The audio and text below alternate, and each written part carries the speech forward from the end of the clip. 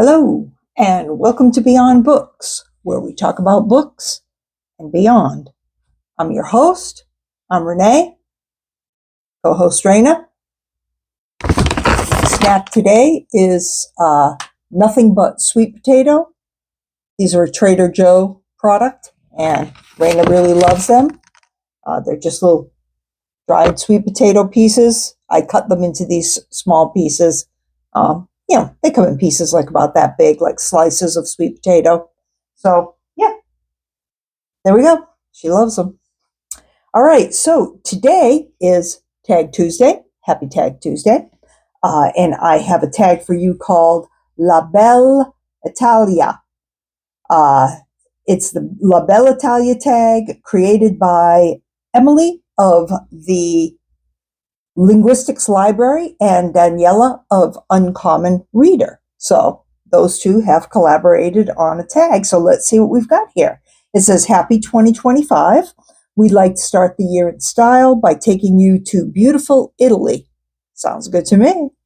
10 iconic places of La Bella Italia inspired our literary journey. Your book choices don't have to relate necessarily to Italy, of course. Forget the blues, tag others, and let's all have an adventurous and romantic January. Well, I think that's a great idea for a tag, so let's get into it.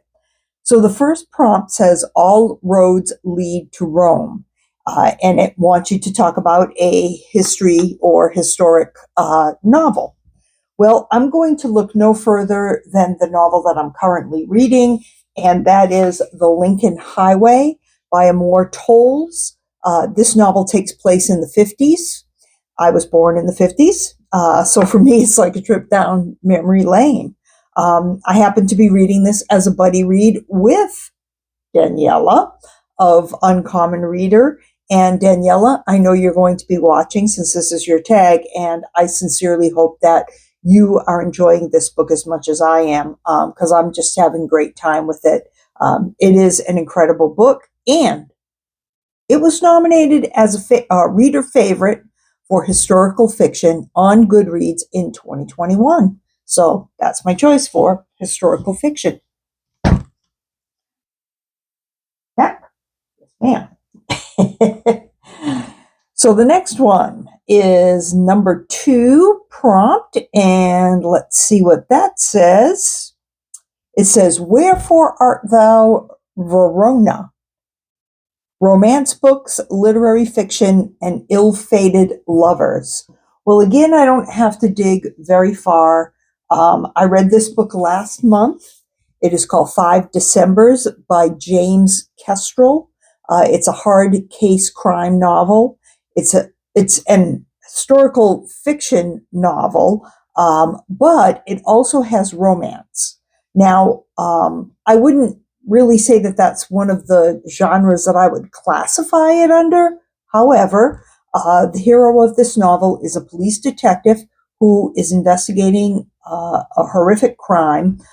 His investigation takes him overseas. He is from Honolulu, Hawaii, and he goes there during the time of the Second World War. So he ends up getting delayed overseas due to the fact that the U.S. at that time gets involved in the Second World War, and he's kept from his love interest during that time. Now, due to his circumstances, he's also unable to contact her. So what happens with, the state of his romance is really kind of part of the mystery in the book.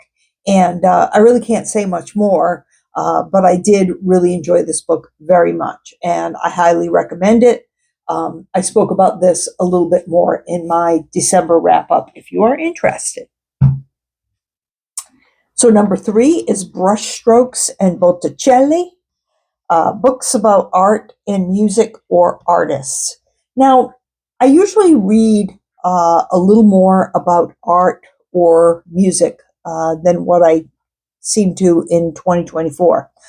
Usually that's in the form of biographies and autobiographies of, artists, writers, musicians, that kind of thing.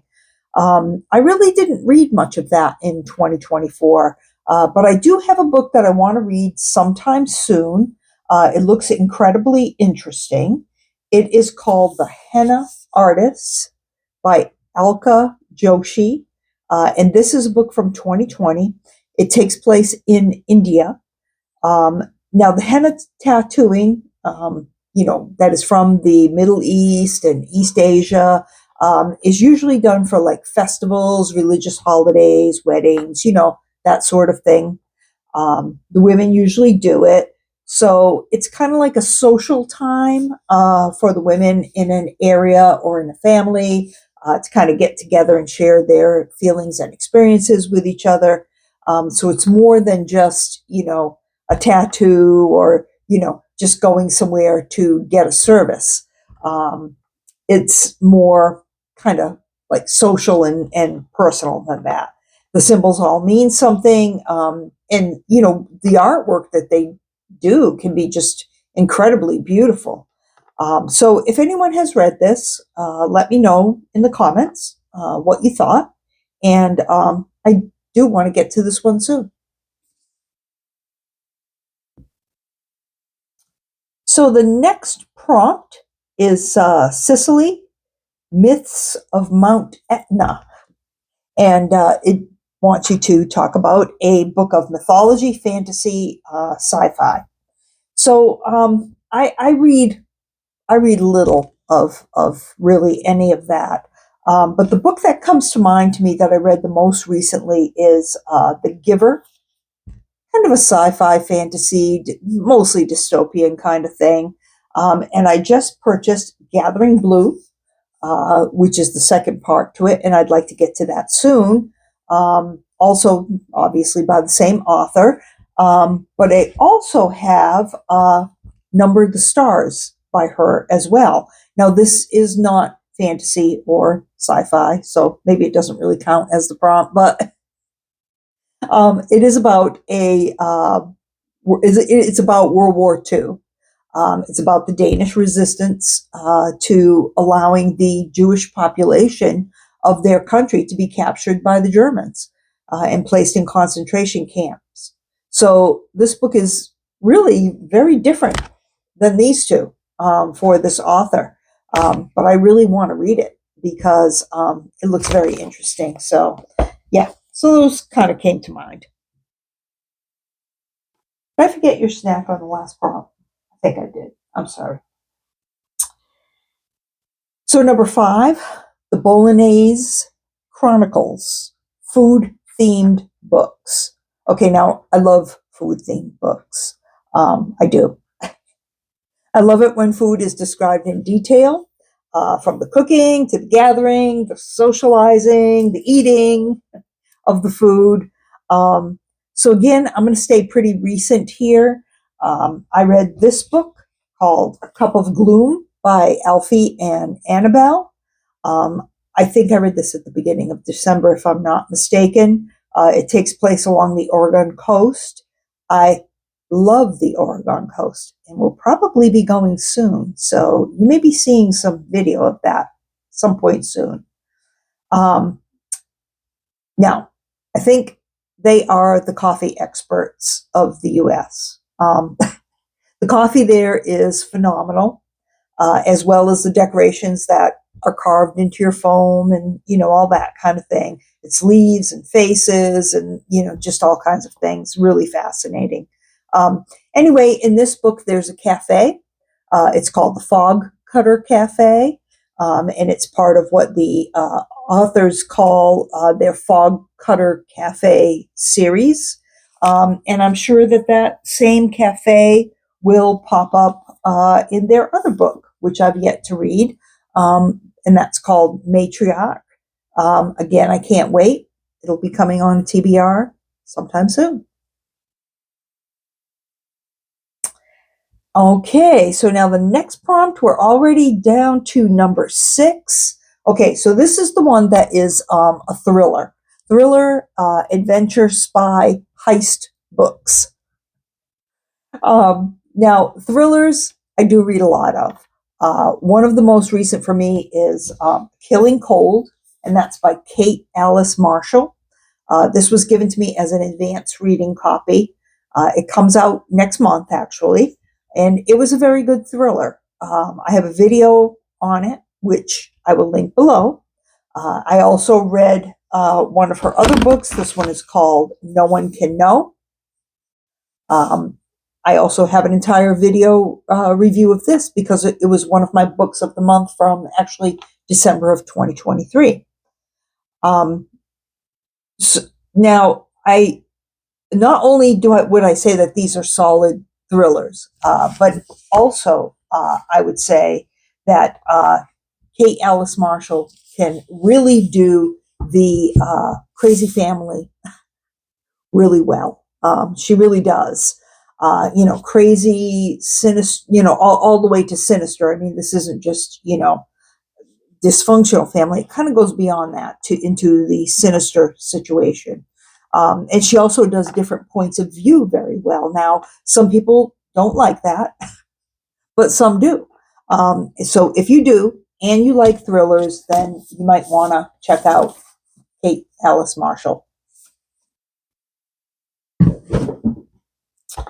Okay, so next is number 7. And this is Venice in a Gondola with Casanova. And for this one, the prompt is Forbidden Love Affair books.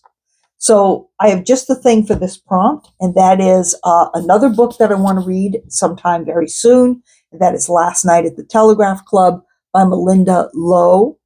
This book takes place in the 1950s in San Francisco. It is about 2 women who fall in love with each other. But more than that, one of the women is Asian. And this is during the time of the Red Scare, when many Asians were being deported under suspicion of being communist spies. So I can't wait to get to this book. I've had it for a couple of months now, and it just looks fantastic. So I think you'll see this probably on my February TBR. Spoiler alert. Prompt number 8 is called Naples Never Sleeps, and it's mystery, horror, and gothic books. So now here's another example of a book that I've been meaning to get to, and I just haven't. And this is called Incidents Around the House by Josh Mallerman. This is horror. I've heard good things about it as well. I was going to read this on Halloween weekend and maybe do like an overnight blog while I was reading it, or a vlog, I guess I want to say. But I wasn't quite up to it at that time. I don't know. I feel better now. So I'm more well adjusted to the medications that they put me on after my surgery and things like that. So I might be able to actually do an all-nighter. So let's see. I'm going to start thinking about it. But anyway, either way, this is a book that I'd like to read soon, and I think it would be a great one for an overnighter. So we'll see. Need to really think about that. Let's see. And it's interesting that the prompt is Naples Never Sleeps. So number 9, let's see, that is ghosts and legend stories, novellas, short stories, plays, and folklore. So now, the last novella that I can think of that I read was The Answer Is No by Frederick Bachman. I read it in November on the way to Florida in the car. And it was a hoot. I mean, it's just funny, and we were laughing about it all the way. I highly recommend it. Bachman is really hot right now. Everybody's talking about him all the time, and especially his Beartown series. There's been a lot of people on BookTube reading that. And you can get The Answer Is No for just $1.99 on Kindle. So, if you have a chance, it might be something to pick up. It's well worth it. It's a nice little novella, kind of palate cleanser, maybe between, some longer books that, you probably would enjoy. So, number 10 is Musing in Milan, and that is any genre. So just pick one. Well, I'm going to pick something that I also have as a pending read, This is a book I just got not too long ago. This is Black Cake by Charmaine Wilkerson. And this book is from 2022. And again, I've heard good things about this one too. This is about a family where the mom passes, and then the children begin to learn more about her past, and, in turn, their past as well. It looks emotional, looks thought-provoking. The black cake part refers to a type of funeral cake that is made traditionally among the Caribbean people. So I really can't wait for this one either. I don't know, it just seems like it's a good book. Goodreads tells me that it is fiction, historical fiction, contemporary mystery, literary fiction, historical, adult, family. So, yeah, a lot of different genres could probably apply to that. So now there's a bonus prompt, and it says Postcards from Italy, and it's just a book set in Italy. Well, there's one that popped right up to the top of the list for me. Several years ago, I read Eat, Pray, Love by Elizabeth Gilbert. I actually listened to it on audio. And at the time, it was very popular because the movie had just come out with Julia Roberts, and, she's perfect. So I actually enjoyed the book, though, a bit more than I had expected to. And it made me think maybe a little bit more than I expected to as well. It was a surprise for me. But anyway, the first part, the eat part, takes place in Italy, in Rome and Naples. There's even a character whose name is Luca Spaghetti. So I just loved him, loved the name. So that's my Italy book, and that's the tag. So I'll link Emily's video for the same tag. I will link Daniela's video for the same tag. And if you haven't already, please like and subscribe. You may have the distinction, if you do that, if you like and subscribe, of being my 1,000th subscriber. Because when I started this video, I noticed that I was getting very close. So it's very exciting. But anyway, yeah, thank you. So two things really quick. Number one, I don't know what I was thinking, but the other day I said there were 4 Theodore Boone books. Now these are the John Grisham, they're YA. Theodore Boone, he's like a kid lawyer kind of thing. But no, there's 7 of them. So that was wrong. So I wanted to put in that correction. And then the other thing is, I couldn't for the life of me come up with the brand name of this cup. It's got an F on it. And the brand is actually called Iron Flask. I said everything but. I said Ironworks, Ironbound, Ironclad, Iron Port, Tired Blood. I don't know. I said all kinds of things like that, but it's Iron Flask. So anyway, thanks for watching, and have a great day.